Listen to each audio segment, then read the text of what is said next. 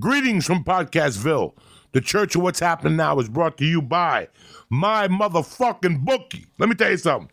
It's NCAA. March Madness is here, and it's time to bet with the best at my bookie. Let me tell you, even grandmothers fill out brackets. So place your bets with my bookie now before you miss out. What we're going to do is this. My bookie will match your deposit with a 50% bonus up to $1,000 right now. Getting ready for March Madness. Use promo code CHURCH, C-H-U-R-C-H, to activate the offer. Visit mybookie.ag today. Listen, you play, you win, you get paid. Only at mybookie.ag. The church is also brought to you by ZipRecruiter. Listen, you know how hard it is to hire somebody? Do you have any idea? It's hard to find qualified candidates. It takes a long time, and there's too many applicants. And with ZipRecruiter, that makes it a lot easier. Let me tell you, you're trying to do your job. You're trying to do your job, and all of a sudden now you got to stop and hire and look at resumes and talk to people, and creepy people come in your office. You need that? It's over today. We're going to make this nice and easy. ZipRecruiter sends you a job to over 100 of the web's leading job boards, but they don't stop there. With their powerful matching technology, ZipRecruiter scans thousands of resumes to find the people with the right experience and invite them to apply to your job. That's it. And right now, the church family can try ZipRecruiter for free. That's right, free. At ZipRecruiter.com/church. Again, that's ZipRecruiter.com/church. C-H-U-R-C-H. ZipRecruiter.com/church. It's Monday, the 11th of March. Kick this motherfucking mule, Lee. What's up, you bad motherfuckers? Uncle Joey here, Lee Syatt here, a.k.a. the Christ Killer, a.k.a. the Flying Jew, a.k.a.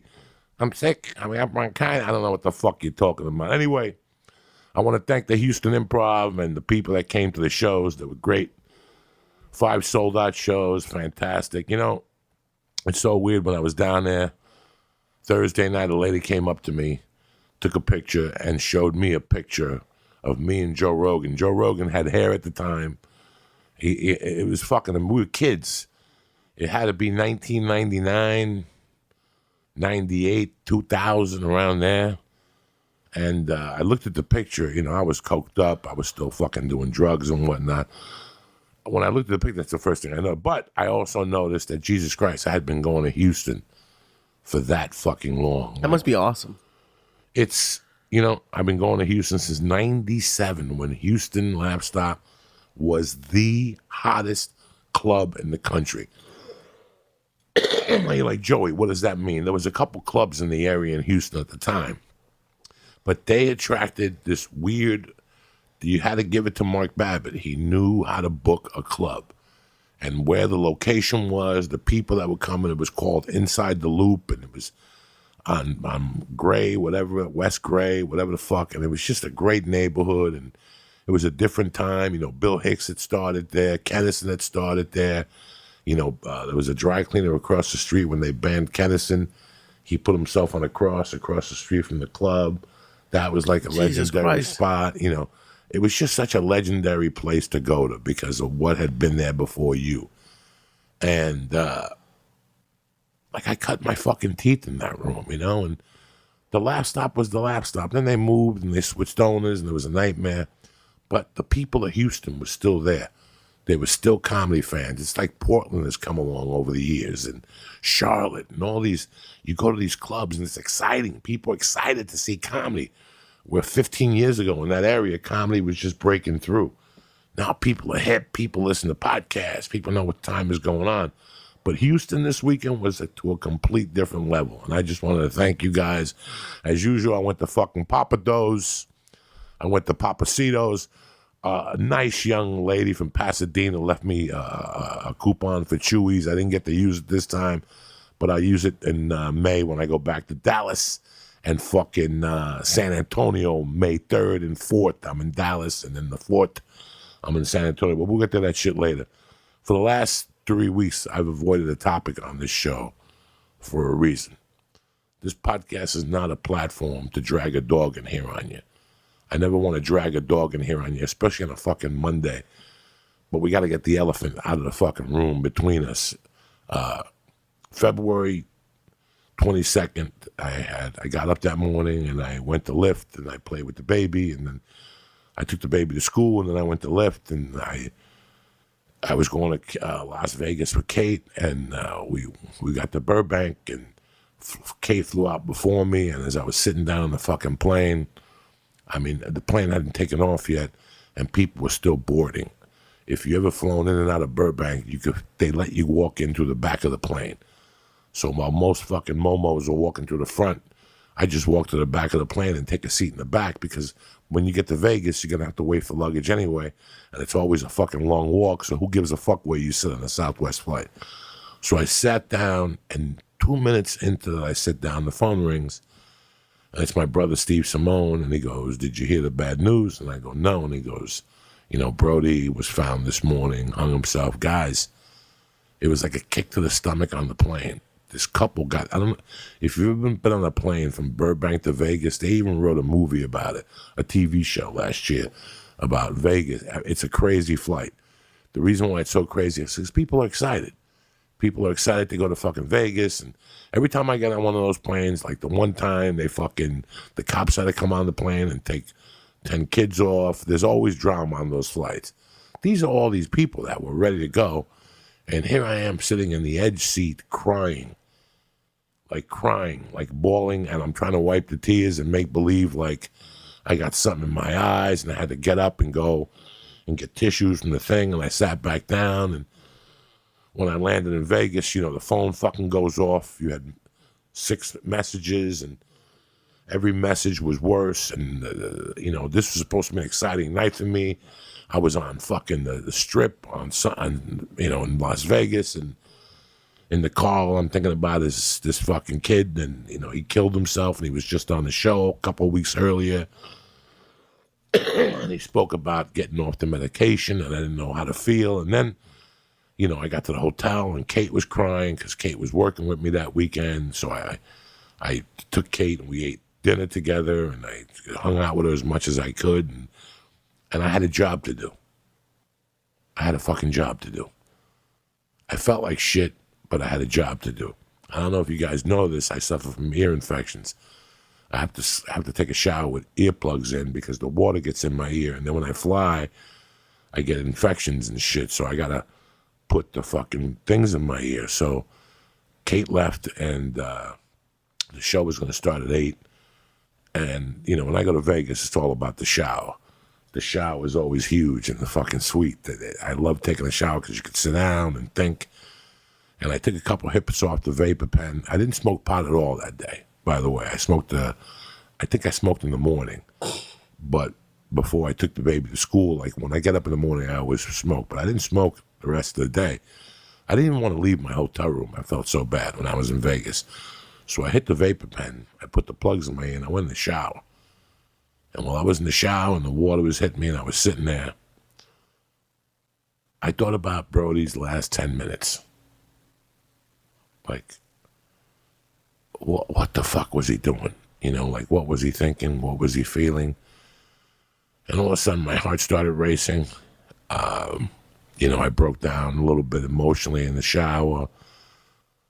I started seeing him as a kid. I still remember having a conversation with him in Seattle about him moving to New York because obviously he was just distinctively different than everybody else.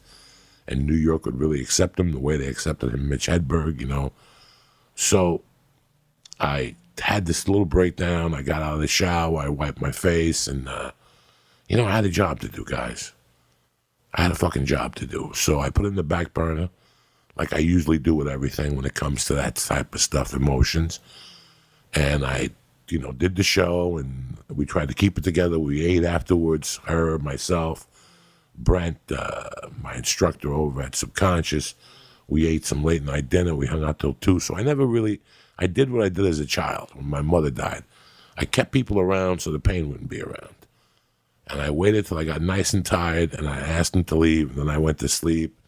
And then the next morning I had to get up and get on the plane and rush, and so the whole time I was avoiding the pain. I was avoiding dealing with Brody's death. We went to Tucson, and my buddy showed up, Kent Vela, and the show was great, and the people were great, and the fucking food was great, and the tacos were great. So It wasn't until the next day, that Sunday when I got off the plane, when I was fronted with it, and I spoke to Josh Wolf, and Josh Wolf was very close to Brody. I mean, it was Josh Wolf who introduced me to Brody, and I could hear it in his voice that it was a toll on him. Now, I could have gone on Twitter. Twitter was fucking filled with Brody stuff. You couldn't even open it up. I tried opening it up that Saturday on my phone, because when I'm on the road, I don't take the computer I have, the iPad doesn't have Facebook on it or Twitter. I only have Twitter on my phone. I don't have no apps on my iPad, only writing and like HBO Go, Netflix, shit like that. And I have a writing app. That's all I want to do on the road. So when I did open up Twitter, I saw everybody was on there, and I live my life to fucking be different. I don't know about you guys. I don't want to be like everybody fucking else. You know what I'm saying? And I strive to do this every day. I was telling Lee that when I went to my mother's funeral, I learned the people who cried the loudest didn't talk to me after my mother died. The people who didn't say shit were the people who came through after my mother died. So I learned who was bullshit and who was not. That's not a reason why I didn't tweet, because I didn't want to go there. I just didn't want to go there. I got a couple emails from people and a couple tweets, on my DM, and people going, you haven't written nothing about Brody. What does that matter? What is that? Because I didn't write nothing doesn't mean I didn't love the kid. What have we fucking become?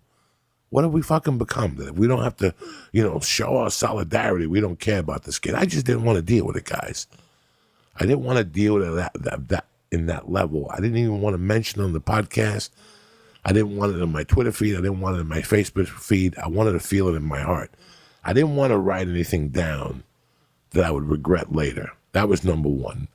Number one, if you know anything about fucking death, especially the way it happened here. Listen, when Chris Cornell died, it bothered me. When people commit suicide, yes, if you have any empathy at all, it bothers me. This was my backyard. This was a friend of mine who sat across from me in his chair a month earlier and told us, as the church family, us, that he was fine and alive and kicking, and he was off the medication and blah, blah, blah, blah, blah. But that's not the point here. The point here is that there's different phases of grieving. There's the sad phase, then you get angry, and then you fucking get sad, and then you get frustrated. All I kept thinking about was Brody's last 10 minutes. And until I figured out what he went through, what he felt like, those last 10 minutes, which I never know, and I'll never want to know. I'll never want to know what those last 10 minutes of your life feel like. When you're getting ready to do something like that, and your mind takes over everything and lies to you. Because as you could see, and as I know for a fucking fact now, there are people still walking around shell-shocked. Now, tonight, I have to do something that I fucking hate doing. I have to go to the Comedy Store and get up in front of people and give some fucking speech about, a story about Brody. Listen, man, this is so much in my backyard, and you guys know me, that when it comes to Brody right now, I don't have no fucking stories. Like, all I am is in search of why this kid would do this when they fucking loved him down there.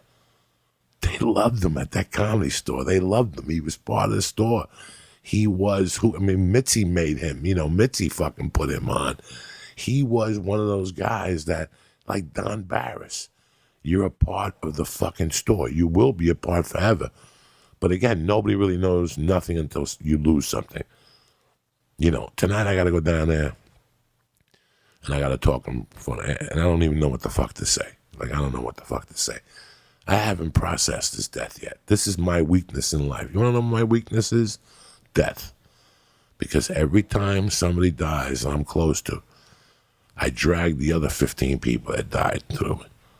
So right now, all I have in my mind is Darren Rago. I have my mother. I have Anthony Balzano on my mind. I have Dominic Speciale on my mind. I have all those shitty wakes I went to and couldn't figure out why this person is in a fucking casket. That's what I drag with me.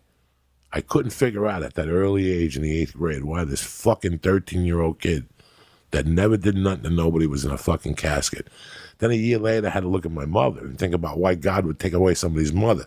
Then a year later, I had to look at that same fucking casket again with my buddy Dominic Speciale in it. And that did something to me. That did something to me before the age of 18. It's like going to Vietnam and seeing somebody in your platoon dying. I mean, I didn't see Anthony get hit by a car. I wasn't there when Dominic drowned.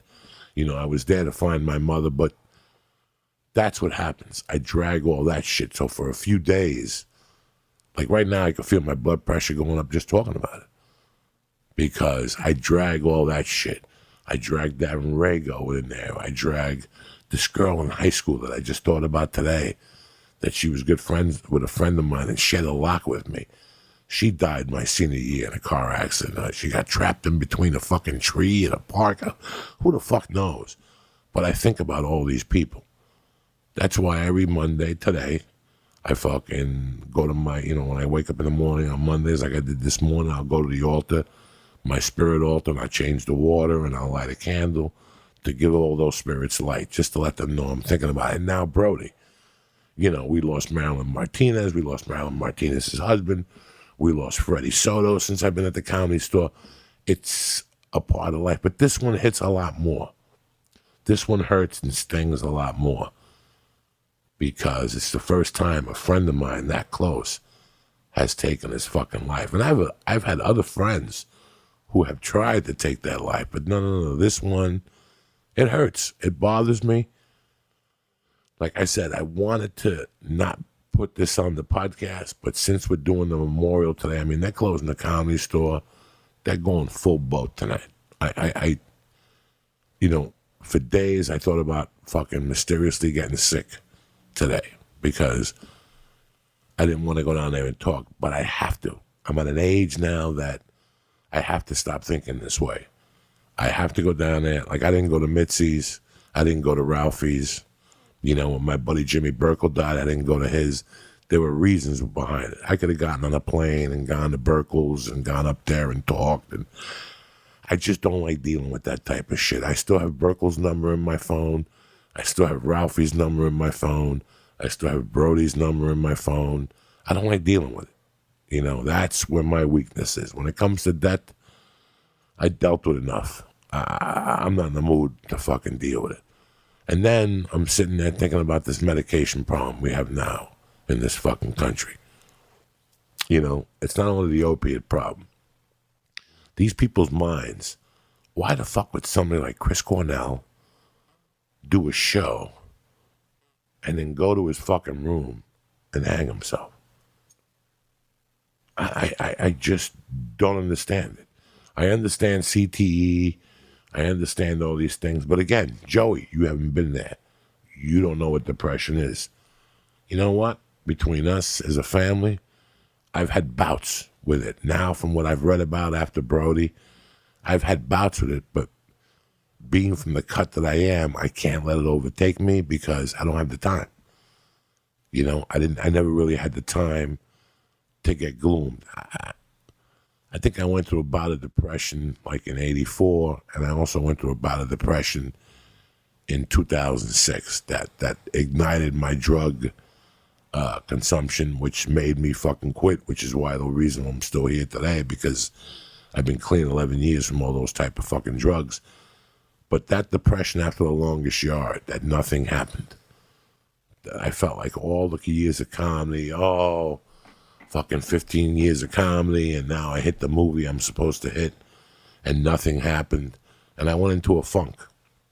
But I got to be honest with you, at no moment did I think of taking my life. So it wasn't really a depression like most people fucking go through. From now to the day they put me in my casket, I'm going to wonder about Brody's last 10 minutes. Like his last 10 minutes, like what his mind told him. So now I got to think of it from two fucking dynamics now. My wife goes to bed at 8:30 a lot of nights. The baby goes to bed at 8:30. Some nights my wife stays up till 9:30. Sometimes she's tired. She goes to bed at 9. And sometimes I sit there for 2 hours at night. And I watch a little TV and I make a few notes and I try to write a sentence here and I try to write a tag to a joke there. I listen to music. I smoke a little bit of the pipe.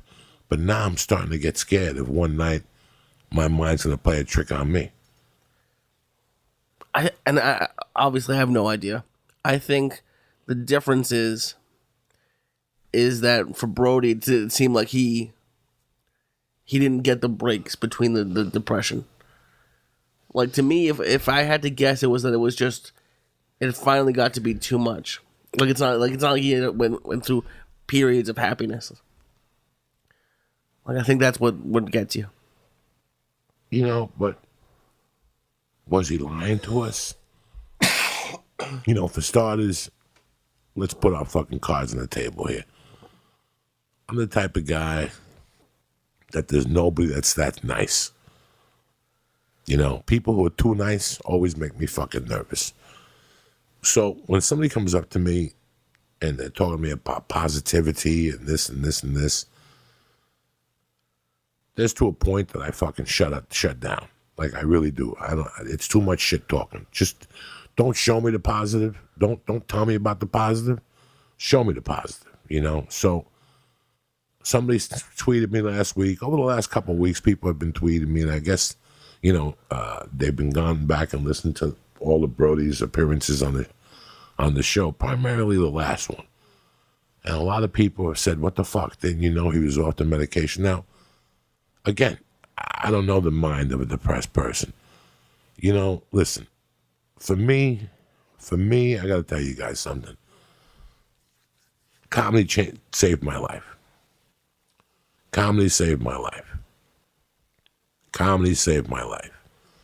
Why? Because finally my life had purpose and I fell in love with something. And today I sit here and I'm very happy and very fortunate that I fell in love with something so much that all those years, you know, I have friends, I talk to some of you guys, you know, a lot of you guys are young and you're struggling. Well, guess what? You're going to fucking struggle. You're going to struggle. That's the age that you're at. And you think that you're never going to get out of that fucking hole or you're never going to get out of that position.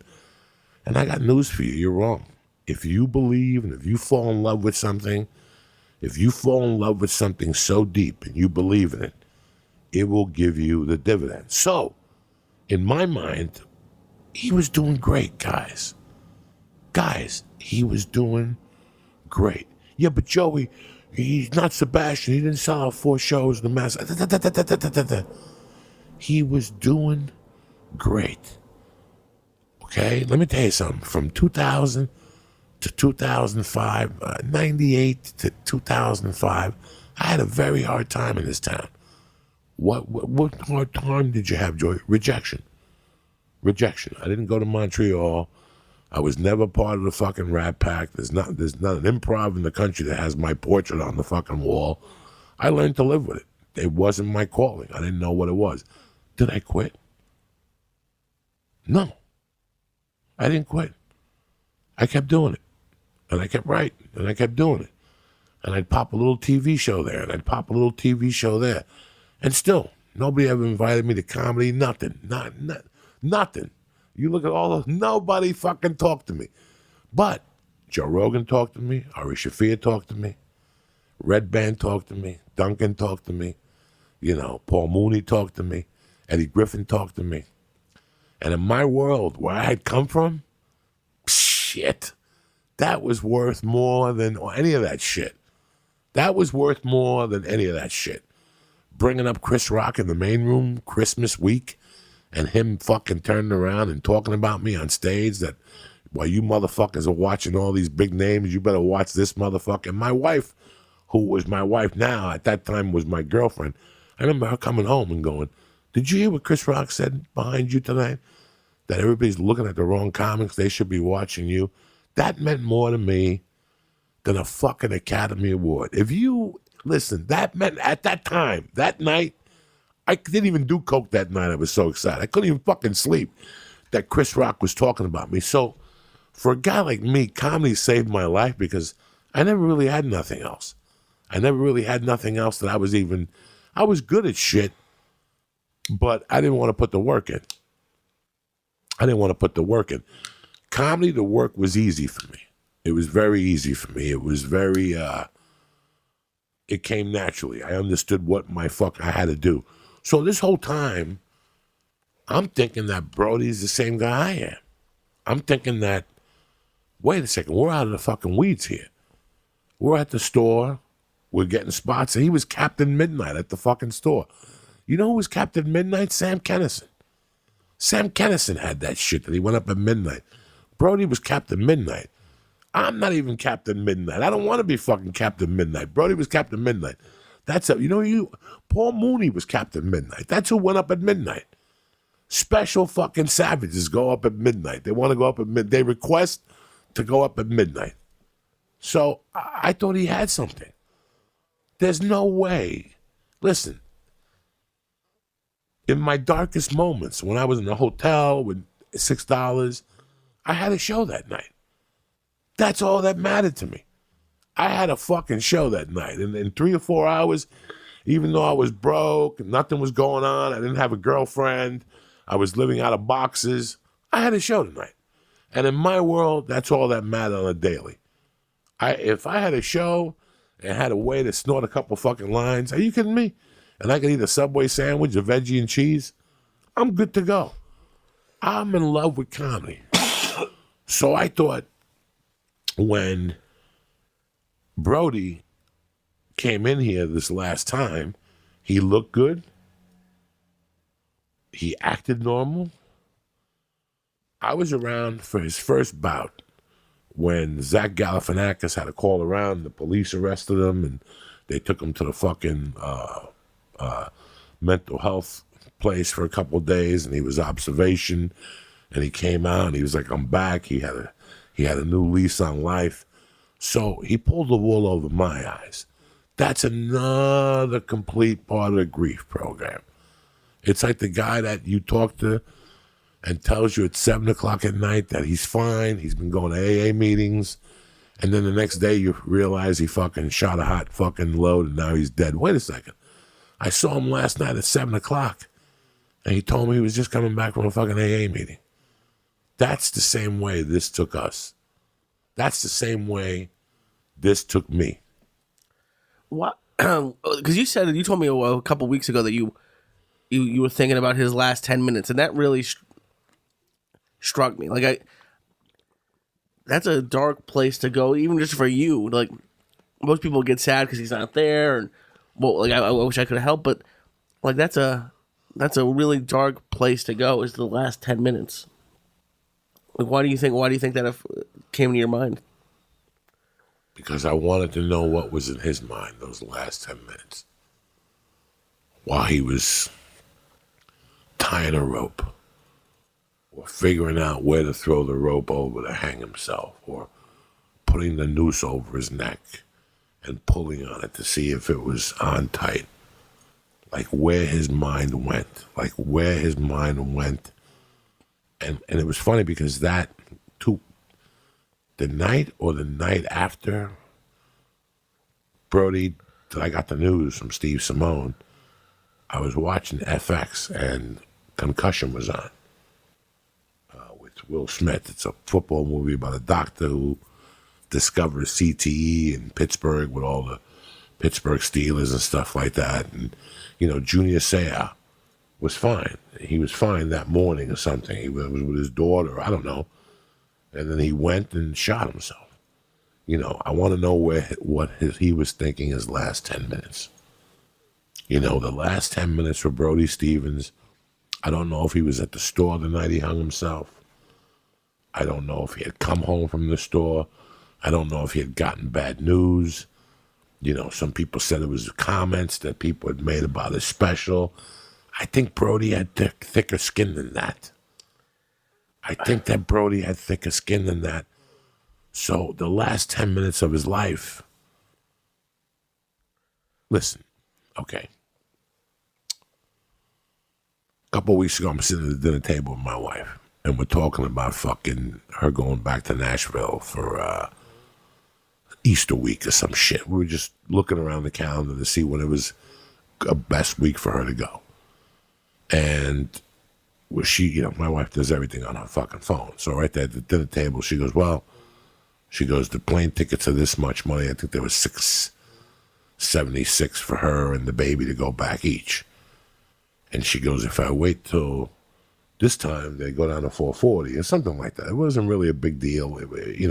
I understand the plane industry and I understand the plane tickets. And now, Atlanta's hot, Nashville's hot. So they charge you like an extra $100 to go to fucking Nashville and American or, Southwest goes there. But the amount that they wanted in April was fucking a lot. They wanted a lot for a regular fucking ticket to Nashville, okay? Me and my wife discussed it. And after 10 minutes, we came to the conclusion, like normal people, that we weren't going to go.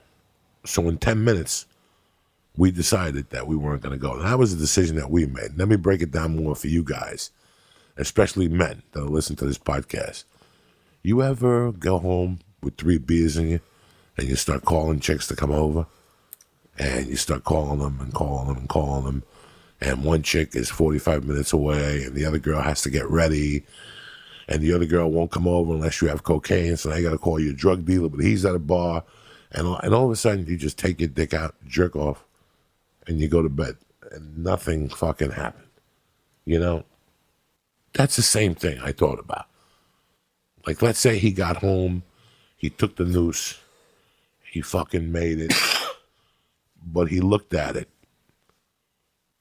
After a minute, you go, what am I thinking? And you throw the fucking noose under the bed and hope nobody's never sees it. That's why I say his last 10 minutes. How many times did I used to be coked up at 3 a.m. and I'd be fucking coked up. I'd look in the mirror, my jaw would be going, my eyes would be glassy, and I would start walking downstairs to get in the car to go over to pick up coke from somebody. And I had common sense that I knew I couldn't get a DUI. And I know for a fact I'm a fucking bullshit artist. But if I'm coked up and a cop pulls me over, I will fall apart in the seams. You guys know, even though I was a junkie fuck, I would go back upstairs and figure out a way that I didn't have to get in the car so I could still get coke. Even if I had to pay the guy an extra $10. This is before Uber or anything. I would do it. That's what I'm trying to say to you.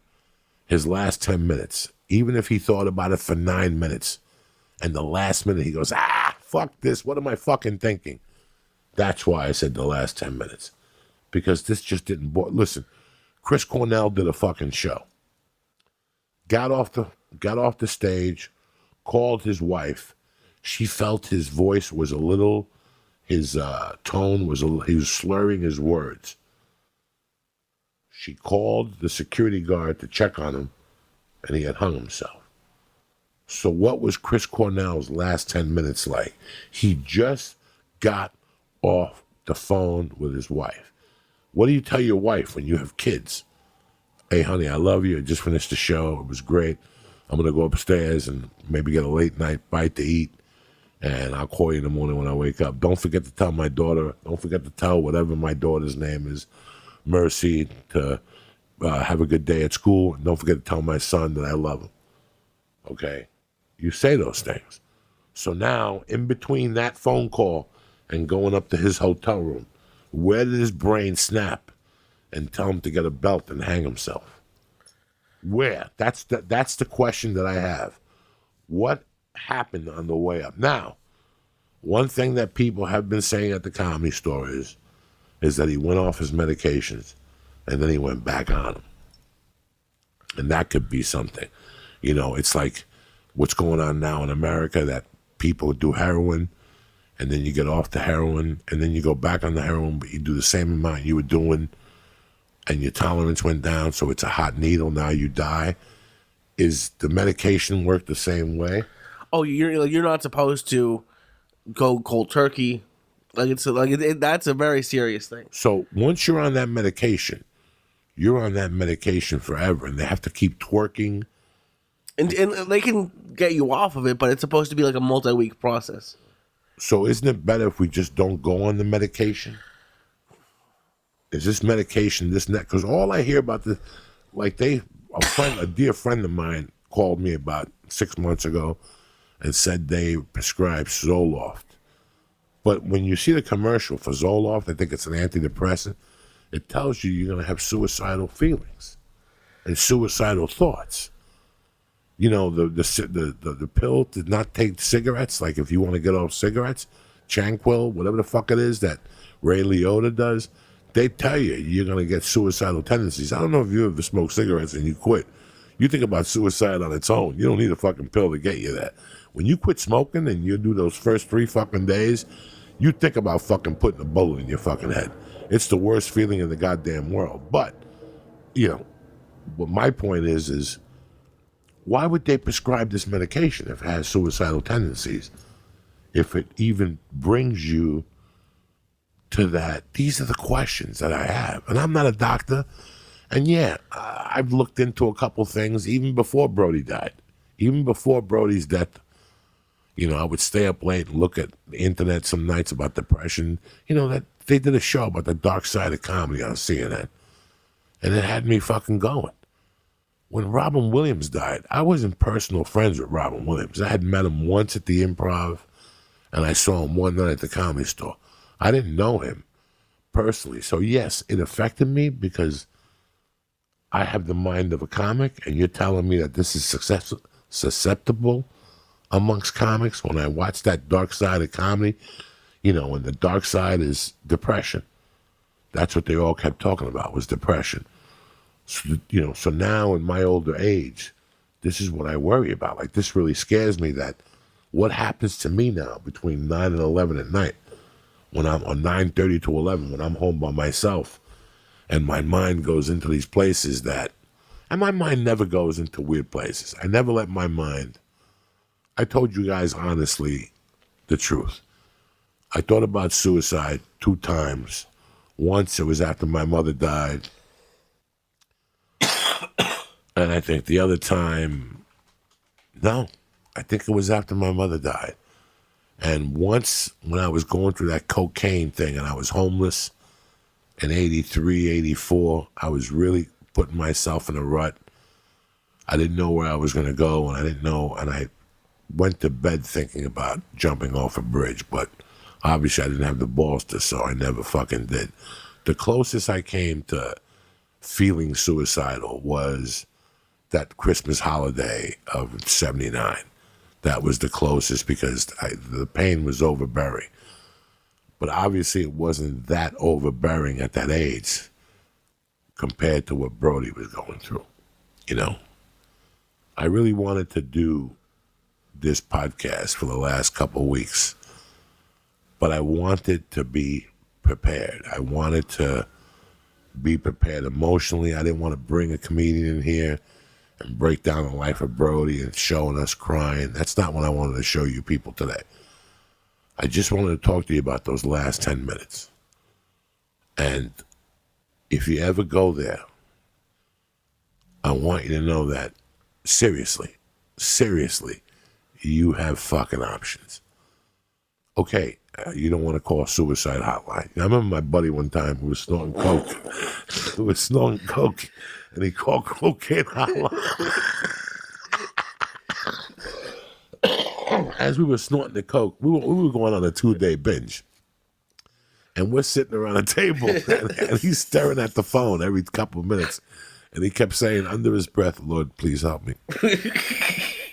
Lord, please help me." He kept mumbling. I kept going, "Roger, what are you saying?" He kept saying, "Lord, please help me.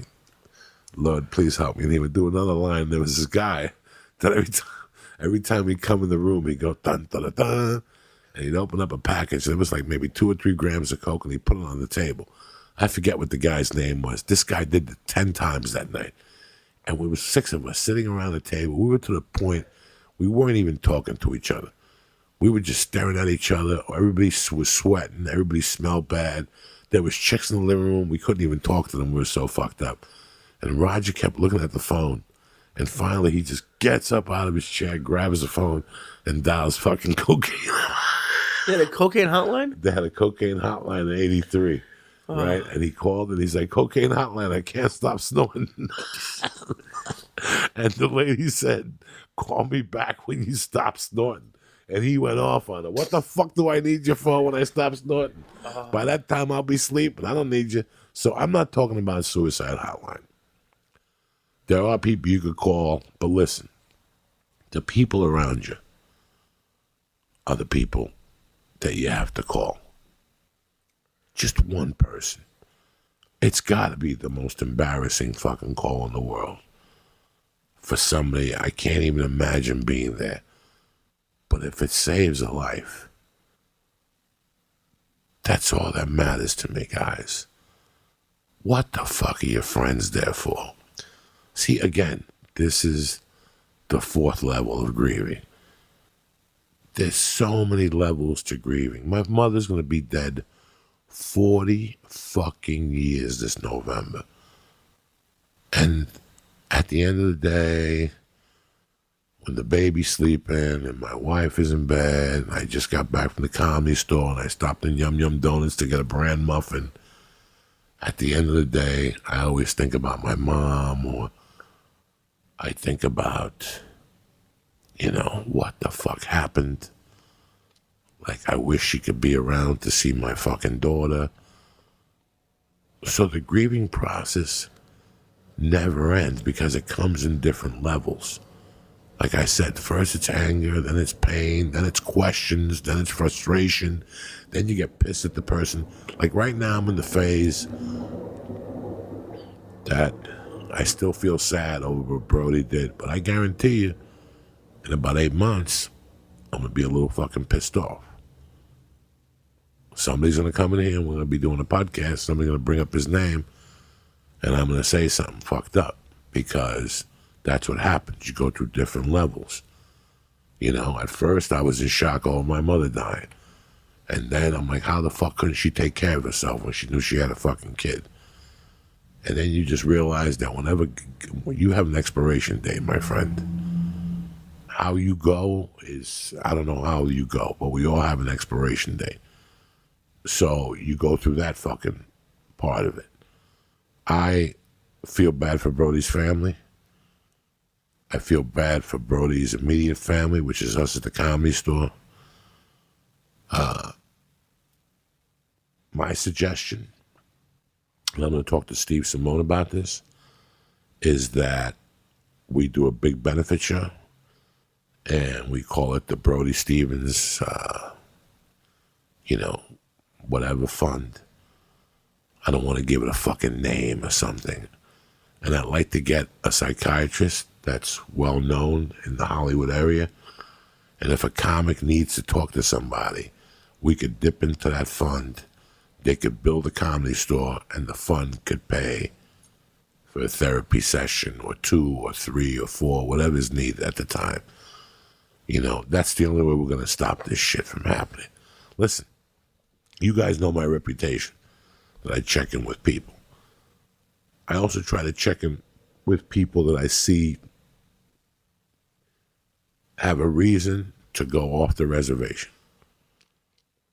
Something that you guys might not heard of, but I did. That something's going on in their personal life that, along with comedy, life, spots, your agents, your fucking manager, your fucking cousin that needs this. There's so many variables that there's one thing that could push you over the top. That's why when I hear people getting into certain jams, I check in with them a couple days and I check in with them again because I don't want them to stray off the reservation. It's not, I always make this an expression. It's not how many people you shoot. It's who you shoot. That work, if you live by the sword, you die by the sword. You could just get so many no's until you get a no that pushes you over the top. When somebody's show doesn't get picked up, when somebody's show gets canceled, there's little things that happen in this town that we hear amongst each other that could push a regular fucking person over the top. I mean, this is a hard life here, guys. This is not for everybody. They're not giving out fucking donations on the Sunset Strip. Hollywood is a fucking machine. You ask yourself, what happened a few weeks ago with this Jesse Smollett guy? He seems like a nice guy. I mean, on paper, you look at him, he's a fucking sweetheart of a guy. What would make a guy do this? I'm sure that if Jesse Smollett sat in your kitchen and talked to you and you smoked a joint with him or whatever, he'd be a nice guy. What would make Jesse Smollett do something like this? You know, what makes women want to suck your dick for a fucking movie? Or a guy. The Hollywood machine plays with your mind, whether it's music, whether it's, you know, fucking comedy, whether it's film, you know. We're reading more and more now of every week, every other week. Somebody else took their life last week, a musician from the 90s or something. So this is something that could be medication-based. I don't fucking know. I don't have the fucking answers. I don't have the answers to this. All I know is that, you know, tonight I have to go say goodbye to this fucking kid. And I feel terrible because you guys saw me sit across from him. And listen, you know, let's get something fucking straight. You know, I love doing this podcast, but there's certain people that come in here and they're my family, and you could feel it in the podcast. It's not an interview, it's a conversation. You guys even know when it's a conversation amongst good friends. You guys have said it to me. When I've had Ralphie in here or Rogan, my relationship with Rogan, there's just certain people that people mesh with. You know, you guys knew I love Brody Stevens. You knew it. I had him on the show. Every time I saw him, I gave him a big hug. I knew him from 1995, and I didn't know about his struggles till a couple of years ago. And after that, I think we brought him up to the show up there, after the struggles, and I was breaking his balls. I'm checking you for weapons. And we were laughing and the whole thing. I mean, Brody had a great sense of humor, you know. So I just, I'm really sorry if you guys think that I was, you know, I put a bunch of girls on here and a bunch of guys. I did not want to come on this podcast and drag the Brody Stevens saga on you. You had seen it enough on the internet. A lot of you have felt it. I've felt your support. You know what I feel like. And a lot of you guys, if you know anything about me, I fucking sweep that shit under the rug. I sweep that shit under the rug because I got a job to do. You know, Sam Tripoli's not over it. Red Band's not over it. There are so many people right now that I talk to. I've been calling a lot of people. Theo, there's a lot of different people that have been rocking and rolling with it. But at the same time, there's a lot of people that have been struggling with it. A lot of the waitresses at the store, a lot of the staff. You know, I know the talent coordinator's having a hard time with it. And tonight it all comes to a head. I didn't want you guys to ever think that I avoided Brody. No. It was just too soon. It was just too soon. And it was all over the internet, and I didn't want to dig into it, and I wanted to wait. I wanted to wait and see how I really felt. I didn't want to come on here with... Me and Josh were thinking of doing a podcast that Sunday night. I'm happy we didn't. Because we would have came on here and we both would have been a fucking crying mess, you know. I'm going to go there tonight. I'm going to speak my mind. And I hope Brody rest in peace. I hope that, you know, I mean, as a Catholic, I'm raised to believe a ton of stupid fucking shit, but I hope his soul is resting. I hope his soul looks down on us and sees how many people are hurting that he did this, you know. I mean, you always try to add some humor to this. I can just imagine Brody right now arguing with God. Like, I want to go back. Yeah. I want to go to opening day. You know, I made a fucking mistake. I mean, that's what I saw. Because I had known Brody for a few years. But to me, what I saw was that... Because what I would imagine is that he didn't think that, people wouldn't care, or he thought maybe he was doing people a favor. And everyone from, like, the Chicago Cubs to actors and comedians had nothing but positive, loving things to say about him. And what I'm hoping is he just didn't realize it. And I'm hoping that people, like what you were saying earlier, call a friend. I think that's what happens is people think, oh, it'll be better for everyone if I'm gone, or no one will care. hopefully, if anything good can come from what happened to Brody, is that even people, there's someone who cares. Even if you feel like you have nobody, there's one person who will be upset that you're gone. I just wish he would have reached out. I wish he would have reached out to somebody.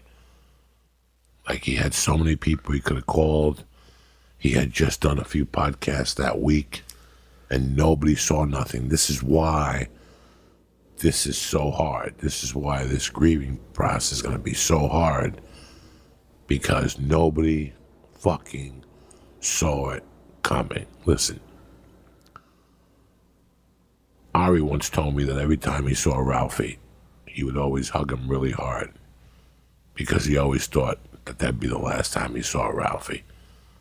As fucked up as that sounds, I think the last 3 times we saw Ralphie, we when he left here, we were like, he doesn't look good, he's getting bigger, whatever. I didn't see no warning signs of Brody at all, guys, and I didn't hear of any. That's what's got us all fucked up. That nobody, he went off the medication. I don't fucking know anything about this. Now I've investigated it, but guys, I'm sorry. I just did not even see this, not even a hint of it. Let me tell you something. I can't mention their names, but I could see 3 comics that you guys know killed themselves before Brody in my world. I worry about 2 other comics in life than I worried more about Brody. That's why it shocked me more. Like, if somebody would call me and say, killed himself, I've seen it coming over the last couple of years. He's been struggling with it. He's been struggling with alcoholism or whatever. With Brody, he gave us no hints, guys. Again, he sat here in this chair across from me less than 2 months ago. You guys saw him. Not one of you guys hit me back on Twitter and said, Joey, Brody didn't look good on your fucking podcast. And it got close to, I don't know how many hits on YouTube. So none of us fucking saw it. So, blame.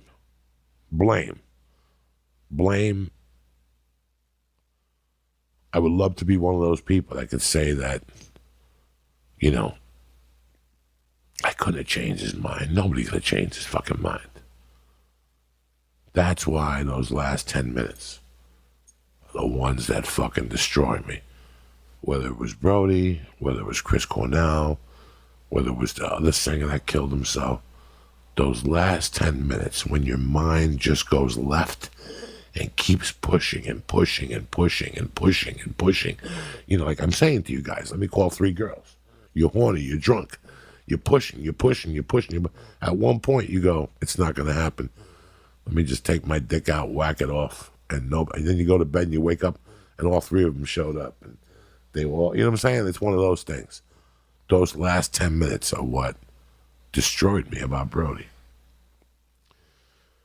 Every time you lose somebody, you lose a little piece of yourself. I'm telling you this at the age of 56, that every one of my friends' death has taken, I'm not going to say it, I can't live without, that's bullshit. But a little piece. It makes you learn. It makes you stop and smell the roses a little bit.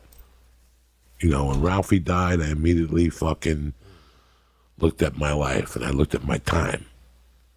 And the one thing I would notice about Ralphie was his waste of time. Like the time. He had all this time. And, I started doing more with my time. If I learned anything from Brody, is that I'm really, really, really going to look at myself, because I'm very scared. I'm very fucking scared. I'm very scared that could happen to any of us in the comedy community, where your mind just takes a left turn and keeps going. And keeps going. And like I said, when I was younger and my mom died, I was trying to kill myself with the drugs, but not really. Like, if I happened to die, I would have died and nobody would have gave a fuck. It was an OD. And I literally thought about, like fucking killing myself that night when I was 16. But my mind didn't keep going. Somewhere along the line, something fucking stopped me. It even wasn't thinking that people loved me. I think it was a warmth that was greater than that. It wasn't, honest to God. It had nothing to do with my friends at that time or anything. I didn't give a fuck. I just thought that there was something greater that stopped me and it made me live another fucking day, and I never thought about it again. I've never been suicidal since that time again, and I wasn't even really suicidal then. It was just a thought that went through your mind. When that thought goes through your mind, that's, and it's gone through all of our minds at one time or another. I know it has. We're all human beings. We all think, what if, no. God has an expiration date for you, and all you could do is live it out, whether you go out from a fucking disease, old age, or dementia. We get a 3-year, 36,000-mile warranty, my friend. I think when you're about 36, things start falling apart and loosening, you start to see them. All I want to do is, you guys to, when you get a minute today, at some point, stop, think about your lives, and maybe say a prayer for fucking Brody Stevens. And they're going to do a live stream tonight from the Comedy Store. If you guys want to watch it, I think you go on Twitter and just look around all day today. There'll be different things, but they're going to do a live stream if you guys want to watch it. They're going to live stream the main room event, and they're going to live stream the belly room event. And a bunch of us are going to go down there. I think it starts at 7:30. And they're going to do the family's going to show up. They're going to play Brody's special. I'm going to go down there about 9, see some people, give some hugs. And I'm going to tell them what I'm going to tell you, okay? And here it is in a nutshell. I want you to get 3 of your fucking friends. I know a lot of you, whether one of them is your cousin, a girl at work that you're friendly with. And you know what, man? Start checking in with them. Start checking in with them. Just practice. Practice calling people and not asking them for something. We only call people when we want something or we want them to do something for us or something. Try calling somebody and just saying hello and ask them about their day. Try to do that from now on. Do me that favor, along with your goals. Okay, you're going to do your goals. But on top of that, I want you to physically pick up the fucking phone, dial the number, and listen to that person's voice. There's a reason why I call people. There's a reason why I hate text messaging. There's a reason. If you give a fuck about me, and I give a fuck about you, and you're having a rough day, I could tell by listening to your voice. That is the reason why I call people. So I'm going to tell them tomorrow night the same thing I'm telling you. Pick 3 people in your fucking life and check in with them. And if you hear one of your friends is going through a rough patch, check in with them. You don't need to take them for a beer. You don't need to show up with an expensive gift. You don't need none of that stuff. You have no idea what the miracle of a phone call could do. The miracle of a fucking phone call. How are you doing? I know you're going through a fucking rough patch. And trust me, there's 1,000 people I could call every day. And I try to call 3 or 1 or 2. I try to do 1 a day. Check in with people. If you see people are going astray a little bit, check in with them. Again, you don't have to stick your fucking nose up their ass. But checking in with them. You know what I do with the people? I check in with them late at night. To really fuck with you. I check in with you. Because why? If I learn something from my mother, if I learn something from me, the pain starts creeping in when you're alone at night. All day long when you're doing your shit, bop-a-da-bop-a-da-bop, and you're bullshit and you're telling your stories about the time you went to fucking Egypt and you smoked hash with this fucking dude from Poland or whatever the fuck. All that shit's great. That's what keeps your mind occupied. It's when you go home at night. I call Kate at night. I call Theo Vaughn sometimes at 11:30 at night. I'll call Ari at fucking 2 in the morning. I'll get up at 1 just to call Ari at 4. And go, now I don't know because he's getting a girlfriend. He's moving in with her in April, so I really can't call him late at night. I will call in with people at that time because my uncle, I'll call my uncle fucking 11:30 at night because you're alone. You're alone with your thoughts. This is when you could either win or lose when you're alone with your thoughts. All day long, we're stimulated by the internet, the fucking cell phone, this, that. It's when we're alone that we're our most dangerous. I know I'm the most dangerous and I'm fucking alone. When I'm alone, Jesus Christ, that's when my mind wanders. That's where you might take that fucking thing that you've been saving in the closet. You might take a hit of that thing you've been saving in the closet, whatever. Just do me a favor. Take 2 people, 3 people in your life and start checking in with them. I really want to get this podcast out of the way because I know you guys been waiting on my take, and I want to let you know how I feel. Like I said, I wanted to think about it first before I just raised my hand on here. I didn't want to do a fucking group growth podcast. I wanted to talk to you about how I felt from the heart. And listen, man, yeah, a little bit of me is hurting. But guess what? I got a job to do. I got mouths to feed, and we all need each other, you know? And I think that the more we look after our friends, the less these type of situations will happen in our backyard. I want to dedicate this podcast to Brody. I want to thank you guys for listening. Again, I didn't want to drag a dog in here on you. We'll be back Wednesday, fucking smoking pot, doing drugs and giggling and all that shit. But today, Monday, I wanted to open up this week with this because tonight's the memorial, and it was just important for me to do this podcast. I want to thank the people who came out to all the shows in Houston this last weekend. But I also want to thank my sponsors. Number 1, ZipRecruiter. Let me tell you something, hiring is challenging, but there's one place you can go where hiring is simple, fast, and smart. A place where growing businesses connect to qualified candidates. That place is ZipRecruiter.com/church. Listen, hiring used to be hard. Multiple job sites, a stack of resumes, confusing review process. But today, hiring is easy and it's simple and smart with ZipRecruiter.com. Why? As applications come in, ZipRecruiter analyzes each one and spotlights the top candidates so you never miss a great match. ZipRecruiter is so effective that 80% of employers who post on ZipRecruiter will get a quality candidate through the site within the first day. ZipRecruiter sends your job to over 100 of the web's leading job boards, but they don't stop there. So do me a favor right now, today, the church family can try ZipRecruiter for free at ZipRecruiter.com/church. That's CHURCH.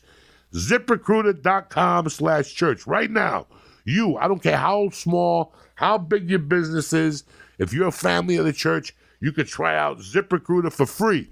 Free. Go to ZipRecruiter.com/church, CHURCH.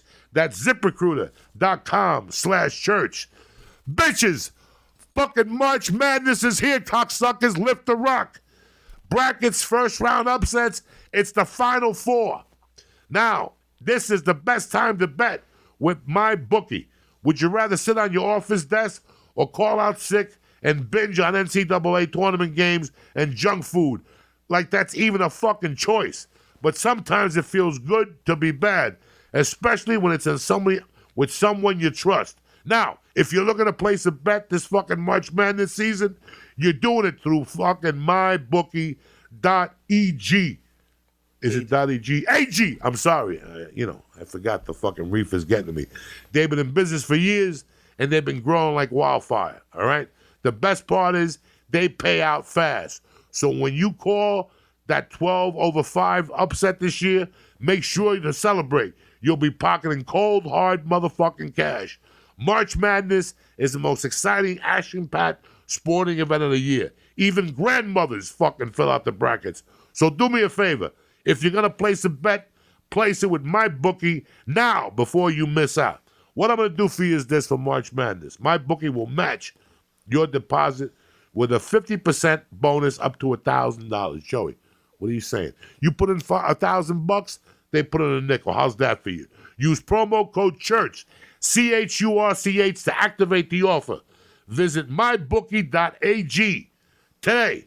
You play, you win, you get paid like a motherfucker. Only at mybookie.ag. Okay, listen, you're going to bet anyway. If you're going to bet with the best that's out there. Go to mybookie.ag. I want to thank MyBookie. I want to thank ZipRecruiter. Most importantly, I want to thank you guys for supporting the podcast and whatnot. Do me a big favor. 3 shows are sold out at the Pittsburgh Improv already.